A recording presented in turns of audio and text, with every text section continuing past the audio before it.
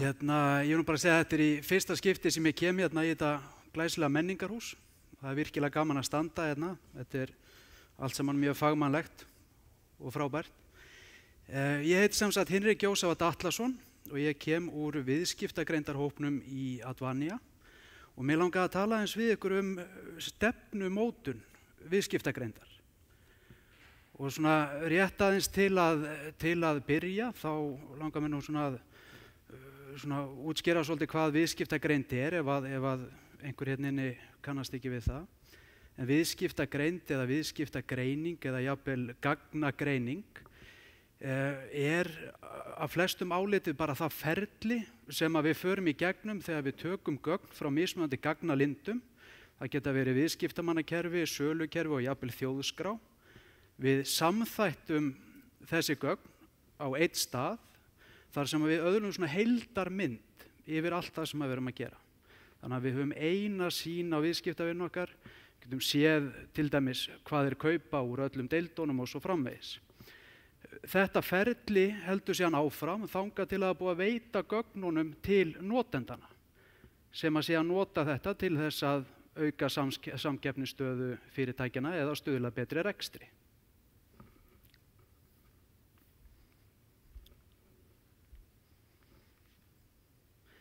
Og hvers vegna stefnumótun?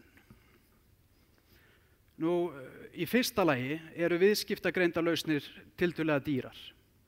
Það tímafrekt að setja þetta upp og svona í andstæðu við til dæmis símkerfi, þar að segja þegar maður búinn að setja upp kerfin þá bara virka þau, þá eiga viðskiptagreindar innleiðingar til að taka mun lengri tíma og þetta miklu meira ferli heldur en svo að við erum búin á einhverjum ákveðnum tímapunkti.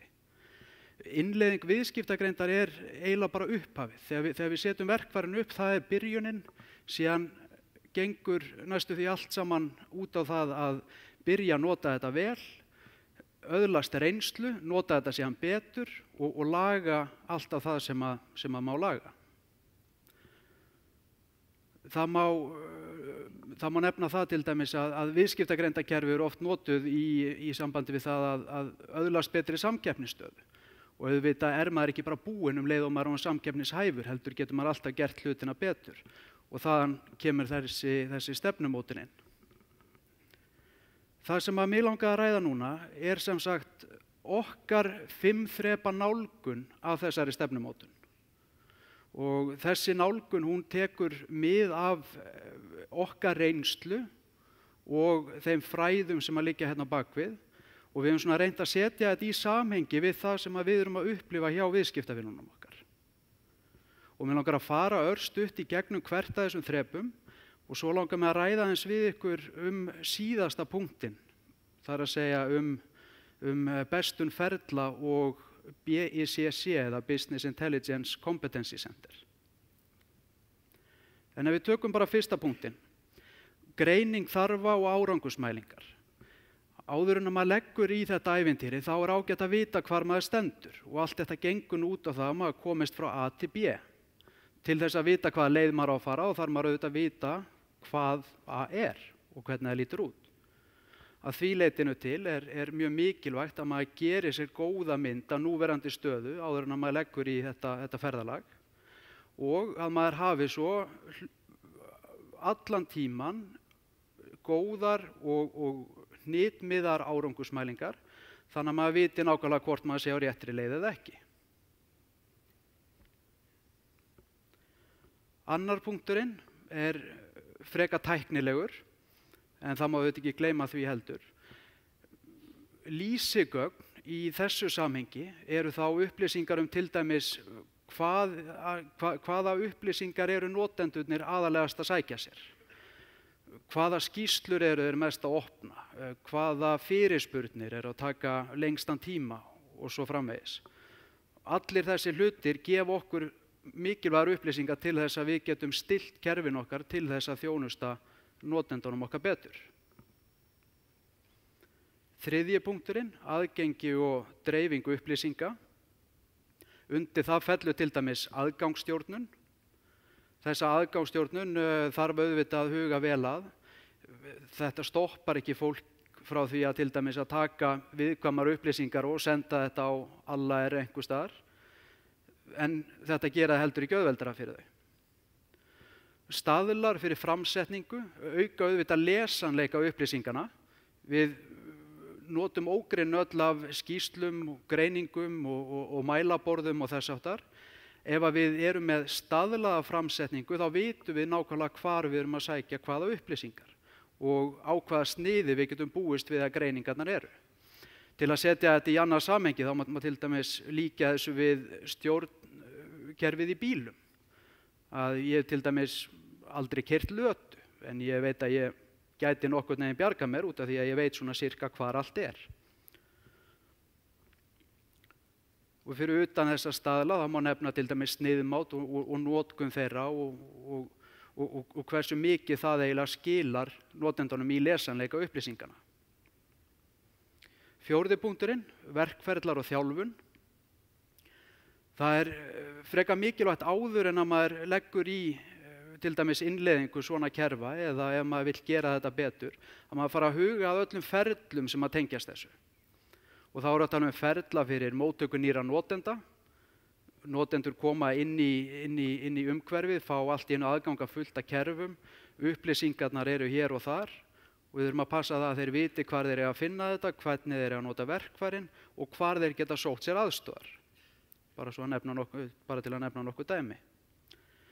Og svo þetta með þjálfun auðvitað er það mikilvægt og það er alltaf betra að veita notendunum þjálfun áður en þeir byrja að nota verkefnin eða verkfærin frekar en þegar þeir eru byrjar að lenda í vandræðum. Þannig að þetta voru svona þessi 4 grunnþættir af þessari nálgun okkar við stefnumótun og þá má auðvitað heimfæra þetta í aðrar tegundir hugbúnaðar líka. 5. þátturinn, bestun ferla og BSCC, tengir svo því að við tökum það sem að undan er gengið og við skoðum alltaf stöðuna upp á nýtt, út frá breyttum aðstæðum og breyttum áherslum. Þannig að við förum alltaf aftur tilbaka og við pössum það að við séum alltaf að gera okkar besta í hverju einasta þrepi.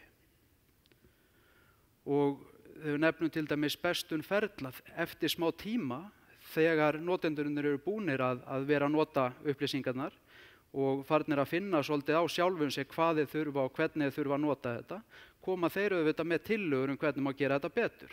Og það er mikilvægt að einhver hlusti á þessa tillögur og veiti þessu síðan aftur inn í þessa hringrás. Þannig að þessar breytingar geta orðið til einhverja framfara.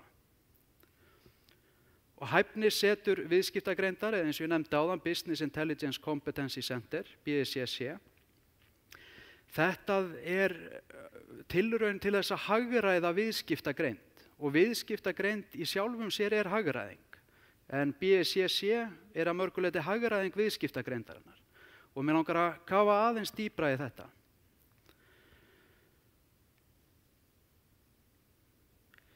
Í mörgum fyrirtækjum þegar verið að skipuleggja deildir þá notuð fræði sem er kölluð Enterprise Architecture og hún gengur aðalast út á það að maður liðkar fyrir samskiptum á milli deilda sem að hafa mikil samskipti. Og maður svona auðveldar allt samstarf þar á milli og stundum þarf að færa hluti til og breyta. Oftar en ekki, sérstaklega í fyrirtækjum þar sem að upplýsingatækni er ekki aðaláherslan, þá sér maður að upplýsingatæknideildin er svona lítill svartur kassi sem er bara færður fram og tilbaka og hengur svona svolítið utan á viðskiptasviðunum einhvers staðar. Það sem að BICC gerir er að það skilgreinir ramma fyrir samstarfið á milli upplýsingatæknideildarinnar og viðskiptahliðarinnar. Og til þess að gera það, þá eru útnefndir einstaklingar, eins og til dæmis í upplýsingatæknideildinni eru það sérfræðingarnir á verkfærunum og á lénum og svo framvegis. Og á viðskiptahliðinni eru það þessi svokölluðu ofurnotendur. Og það eru þá notendur sem að þekkja viðskiptahliðina, þeir þekkja vandamál notendana, auk þess sem að þeir eru í góðum samskiptum við upplýsingatæknideildina og geta þar að leiðandi brúað bilið og komið mikilvægum skilaboðum áleiðis. Nú BSCC síðan umgjörðin þetta og auðveldar eða áallavega auðvelda öll samskipti þarna á milli. Og til þess að kannski útskýra BSCC aðeins frekar þá má nefna fræði sem að heitir, ekki fræði en þetta er nálgun við stjórnun eða fylgni við stefnu fyrirtækja sem stundum kallað Office of Strategy Management. Í þeirri nálgun, þar sér eining innan fyrirtækisins sem að sér til þess að allt fyrirtæki fylgi stefnu fyrirtækisins. Og stjórnarfundir innan fyrirtækisins eru þá gerðir í hálfgerðu umboði þessar einingar. Þannig að þessi eining passar upp á það ekki aðeins stefna fyrirtækisins á dagskráni í hverjum einasta stjórnarfund, heldur stefnan dagskráin fyrir hvern einasta stjórnarfund. Og af mörgu leyti þá BSCC svipað á þetta. Þarna eru einstaklingar sem að koma frá mismunandi hliðum. Það einhver sem að sér auðvitað að þetta gangi upp og að það sé ákveðin framför í öllu sem að þessi eining tekur sér fyrir. Og kemur því vonandi þannig í kring að notendur, bæði í upplýsingatækni og viðskiptahliðinni, geta þá veitt hvort öðrum aðstoð. Notendurnir hjálpa tæknifólkinu að skilja sína þarfir, tæknifólki hjálpar notendunum að skilja tæknina betur. Þeir veita fréttir af nýjungum, með boðskap gott verklag, auk þess sem að þau náttúrulega deila reynslu sín á milli. Og mér langaði að nefna eitt örstutt dæmi hérna af innleiðingu hæfniseturs viðskiptagreindar sem að ég kom aðeins að fyrir nokkrum árum því ég var að vinna sem ráðgjafi hjá einu stærsta fjarskiptafyrirtæki Norðurlandana. En þetta byrjaði sem sagt þannig að við sem ráðgjafar við nálguðumst upplýsingatæknideildina og við lögðum á borð fyrir þá þessa hugmynd, útskýrum hvernig þetta virkaði og hvað þeir gætu fengið út úr þessu og þeim leist vel á þetta þannig að við réðum sem sagt í að fara að kynna þetta fyrir viðskiptahliðinni og markasetja þessa hugmynd. Viðskiptahliðinni leist vel á þetta þannig að við fengum útnefnda svokallað ofurnotendur. Og það eins og ég nefndi áðan, þetta eru notendurnir sem eru svona nokkurn veginn á milli upplýsingatæknideildinar og endanotendana. Þannig að þegar þá var búið að útnefna þessa einstaklinga þá fengu þeir líka smá svigrúm og fengu að nota smá hluta af sínu tíma í að vinna með hæfnisetrinu og notendunum í að auðvelda þeim lífið.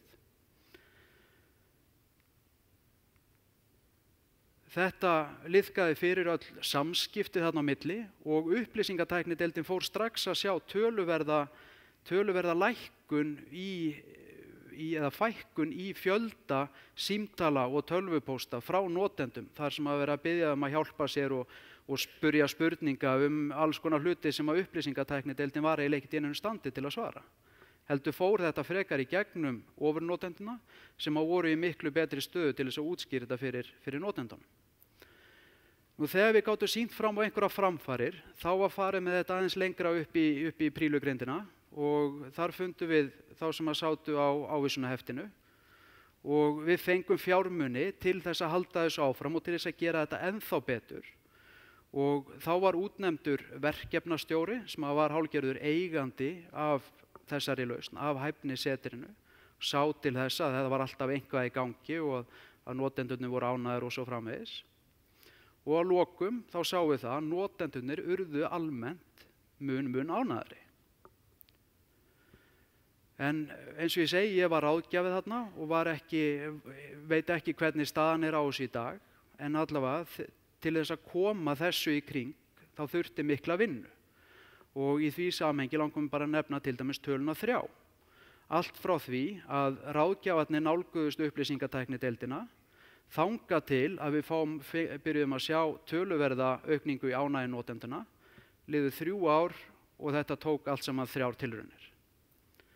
Og það var ekki út af því að þetta var eitthvað sérstaklega flókið fyrirtæki, við vorum á frekar svona takmörkuðu svæði þar sem við byrjum, en það sem að þurfti til var auðvitað bara stuðning frá stjórninni.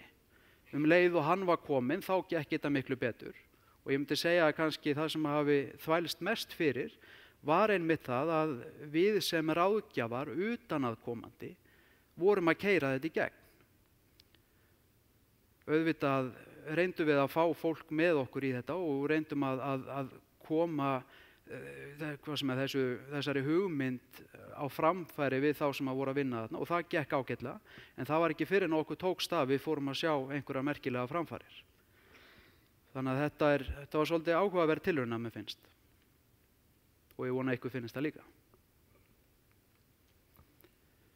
Nú, stefnumótunin, eða þessi nálgun okkar að stefnumótun, hún þarf að geta endurtekið sig, og eins og ég nefndi áðan, þá eru viðskiptagreindar kerfi frábrugðin til dæmis símkerfum að því leyti að það er stöðug þróun í gangi. Við erum frekar að kaupa okkur eitthvað gott ferli frekar en einhvern góðan hugbúnað. Þá erum við frekar að kaupa okkur hugbúnað sem að styður þetta ferli sem við viljum búa til.